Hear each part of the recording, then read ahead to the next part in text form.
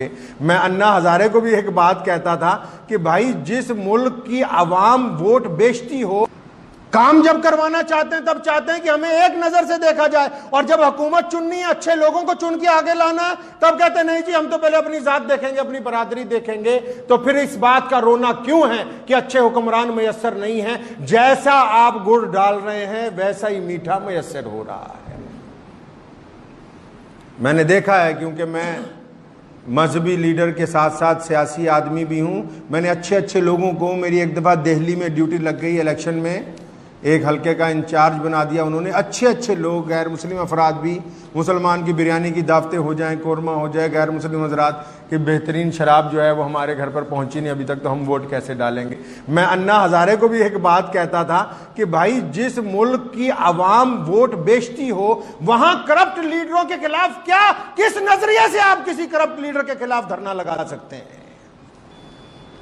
جب ان لیڈروں کو پارلیمنٹ میں پہنچانے والے لوگ اپنی پہلے ووٹ کو بیچنا بند کرنا ہوگا، پہلے اپنے ضمیر کی سودے بازی بند کرنی ہوگی، پہلے اس بات کا عہد کرنا ہوگا کہ ہم نے اپنے ملک کی بقا اور ترقی کے لیے، ہم نے اپنے وطن کی عزت کے لیے کسی بے ایمان کو ووٹ نہیں ڈالنی، ہم نے 500 1000 روپیہ لے کے ووٹ نہیں ڈالنی، ہم نے اپنے ضمیر کی آواز پر کسی نیک آدمی کو منتخب کرنا ہے، تو اللہ تبارک و تعالیٰ اس کو عزتوں کے اندر تبدیل کر دے گا۔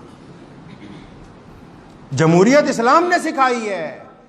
مسلمانوں کے دوسرے خلیفہ سیدنا عمر فاروق رضی اللہ تعالیٰ عنہ جب تخت پر بیٹھے، روزانہ گشت کرنے جاتے تھے، مدینے کی ایک گلی میں سے گھسے تو ایک دروازہ کھلا ہوا ہے مکان کا، اندر ایک بڑھیا بڑی پریشان بیٹھی ہے۔ اپنے خادم کو کہا پوچھو کیا بات ہے؟ خادم نے سلام کیا، بڑھیا کہتی بھاگ جاؤ، پہلے بہت پریشان ہوں۔ سمجھ گئے کہ کوئی بڑا مسئلہ ہے، اکیلی بوڑھی اماں بیٹھی ہے، خود اندر گئے، سلام کیا، پوچھا اماں کیا بات ہے؟ کہنے لگی بیٹا آج 5 دن ہو گئے گھر میں کھانا نہیں ہے، بیوہ ہوں میں، اور مجھے اتنا غصہ چڑھا ہوا ہے امیر المومنین عمر فاروق پر، اسے پتہ ہی نہیں کہ میرے گھر میں کھانا ہے نہیں۔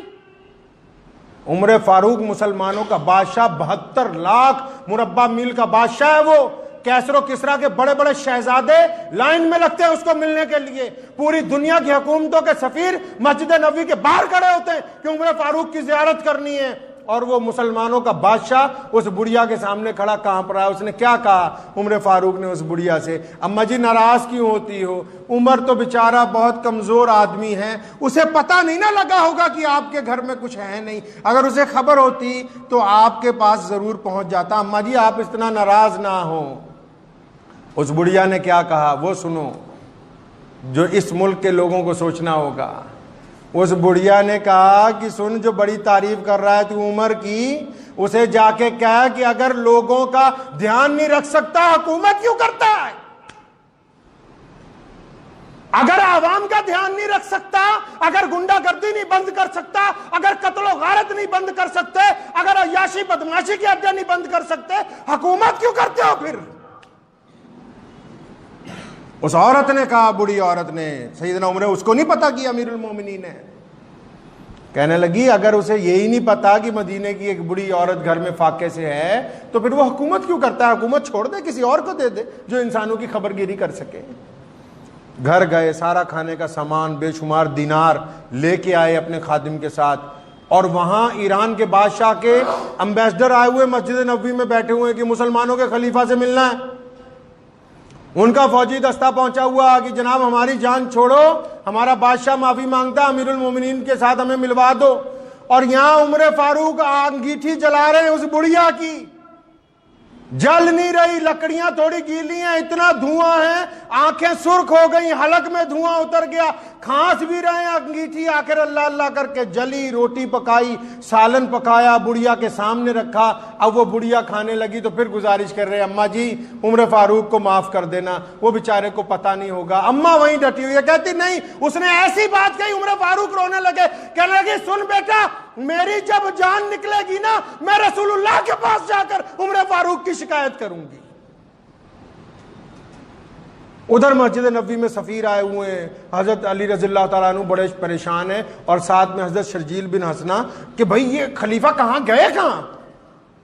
علی رضی اللہ عنہ لوگوں کو پوچھتے پھرتے عمر کہاں ہے، کوئی کہہ رہا ابھی یہاں تھے ادھر کو گئے، ابھی یہاں بوری اٹھائے جا رہے تھے ادھر کو. جب فتح کرتے کرتے اس بڑھیا کے گھر پہنچ گئے، حکم نامے پر کسی پہ دستخط کروانے تھے، جا کے سلام کیا، السلام علیکم یا امیر المومنین. اب اس بڑھیا کے پیروں کے نیچے سے زمین نکل گئی، کہندی اوہ یہ تو خود عمر فاروق ہے جس کو میں اتنی دیر سے ڈانٹ رہی ہوں.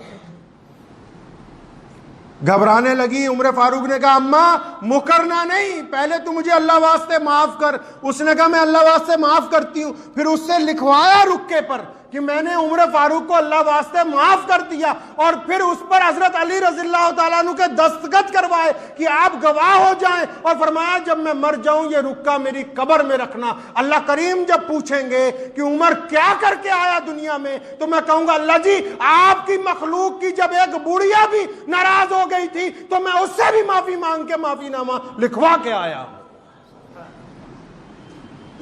جمہوریت اسی کا نام ہے کہ حکمران جواب دہ ہوں لوگوں کے لیے، کسی کے ساتھ ظلم و زیادتی نہ ہو. تو آج کے بیان کا مقصد آپ سے یہی تھا کہ اسلام کے آئینے میں، قرآن کے آئینے میں، اللہ اور اس کے رسول کے حکم کے مطابق حکمران کا جو مذہب ہے، جب وہ تخت پر بیٹھ جائے، جا کے عدالت میں جج جب اپنی کرسی پر بیٹھ جائے، پھر اس کا مذہب عدل اور انصاف ہوتا ہے.